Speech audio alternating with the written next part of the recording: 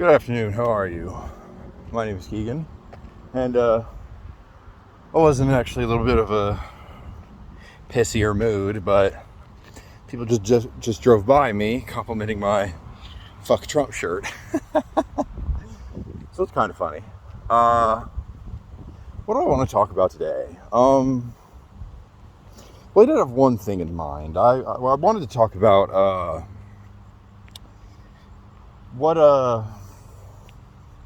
what I think needs to happen once this fight is over. I've talked about a few things, like what I think legislatively and structurally for our government should happen, but I think one thing we need to contend with is that when Donald Trump is in the dirt, the things that make the MAGA people the way they are isn't just going to go away, especially since their darkest impulses have been cultivated. Now, without a leader, they may end up cannibalizing each other and whatnot, but there's no reason to believe that they're just going to suddenly become more decent folk. And I've been thinking on that, and I think something we could do would be taking some degree of inspiration from the De-Nazification programs of Germany following World War II. There's the famous example of, the leadership facing the Nuremberg trials. And I think we could do something like that here. I think we should do something like that here. I think, just to give a few examples, Donald Trump and Stephen Miller and Steve Bannon and Pete Hegseth and J.D. Vance. These are traitors, but they are traitors with power who cost a great many lives and have sowed a great deal of destruction. And they should be Nuremberged, and if found guilty of their crimes, should be hanged. I am totally pro-death penalty in this case. Just like Nazi leadership. But that wasn't the only thing the Allies did. When they assumed control of Germany, they did things like they had questionnaires that they had basically everyone in the country, or at least everyone relatively that they could get to, answer these questionnaires to determine how deeply the roots of Nazism had taken hold, from the highest points of their society right down to the homeless people lost through the cracks. They wanted to know how much it had infected the society. And I do think, like I just said, what I think we need to do to the highest leadership, but I think Marjorie Taylor Greene, she may be out now, but she helped make this happen, and maybe she doesn't get the harshest, level 5 penalties, but she definitely gets level 4 penalties. She can never hold any position of authority or power again. She can't. I think that any of these people should be barred from any leadership. Even in jobs, you should not be allowed to be a teacher. You should not be allowed to be a scientist. You should not be allowed to be a lawyer. You shouldn't be allowed to be a manager of a Burger King. And I mean that. These people should pay fines. They should be charged. There's a lot of inspiration we could take from the De-Nazification programs, and I think we should. Now, maybe as for the regular people, in Germany, they did put regular people who were supportive of the Nazi movement, and they didn't arrest. A lot of regular people weren't arrested, they weren't. Many of the regular poor people who were taken in by this cult, they didn't pay fines, but they were on probationary periods. They still had to pay some consequence for taking whatever little part they had in this horrible movement. And we need to do the same. We need to make sure that this movement is punished and as rooted out as we possibly can. We did a much better job of denazifying Germany than we did deconfederizing America. And we can't make that same mistake again. And I think that might be about all I really have on that topic. Again, It's not something I've thought too deeply on. I do absolutely have thought deeply on the fact that we need a denazification program of our own. That is 100% something that's going to be required. But how it would look, what would take place. I mean, I agree with the whole we need to have our own Nuremberg trials, but however we deal with the regular average populace that's taken in by this, I mean, better men than I will be able to come up with more plausible solutions. But something else I want to talk about is community, you know. Something that is deeply lacking in America, especially for people on my side of things, you know. Like, as much as we like to talk about how much the MAGA coalition is breaking apart, these people have been very good at coming together. They have public events that they all can come together on. They have things that, you know, bring them together. It's hate, it's evil and wickedness, but it does bring them together, and it is a sense of community, and it explains a great deal why they were able to advance their aims. And I don't feel like we're doing quite a good job of that. I'll give my... And I don't know what the solution to that kind of a problem is. I'll use myself as an example, as I frequently do. I live in an apartment complex, a relatively large one. Multiple buildings with multiple apartments. My neighbor above me is MAGA. It's a couple with kids. They're MAGA. The couple across the hall from me, MAGA. The ones right next door to me, they're not MAGA, but they don't fucking know anything. They don't care.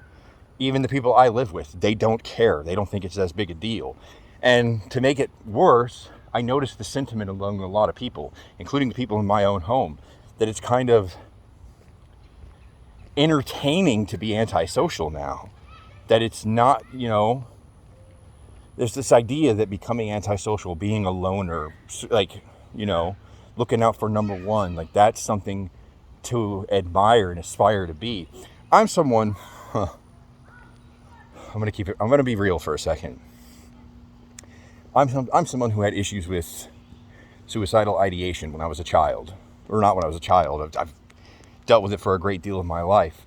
And I made an attempt on myself when I was right around the time I turned 19.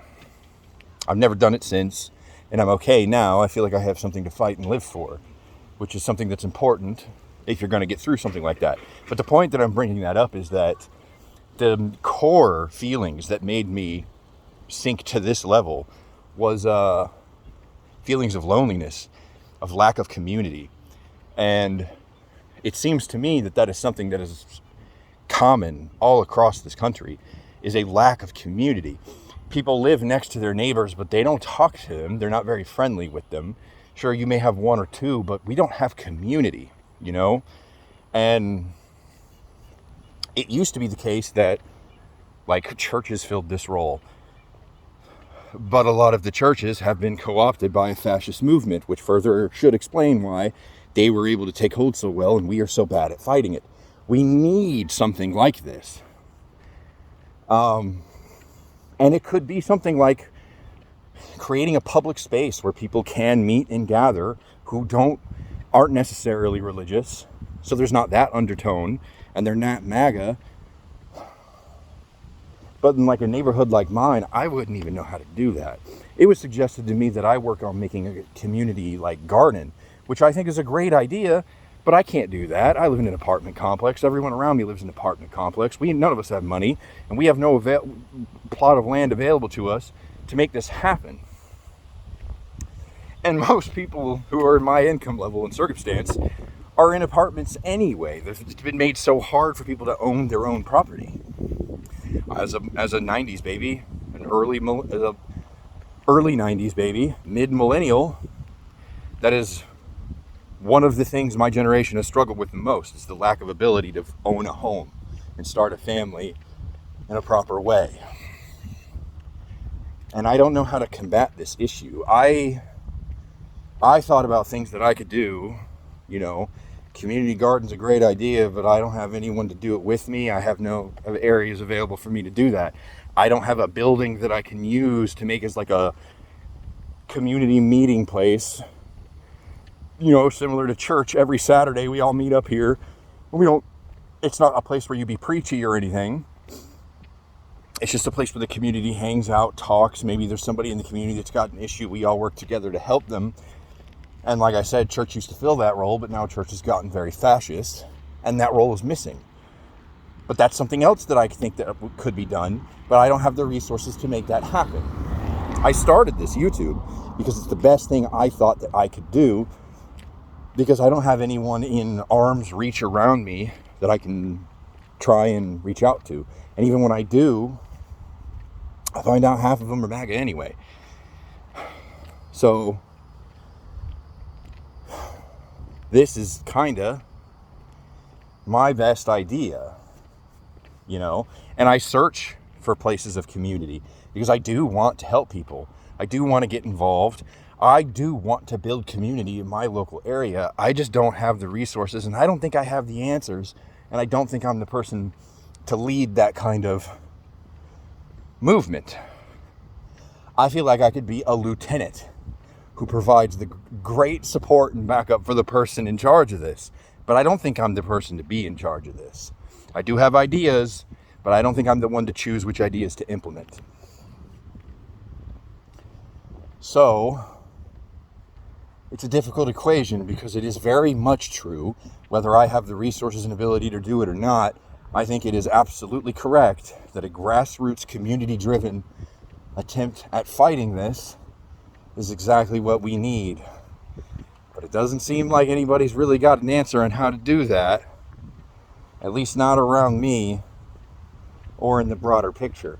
And I can demonstrate this by the fact that when Trump lost his second election, I don't think it was because we were suddenly getting community and working together and starting to have a positive impact on one another.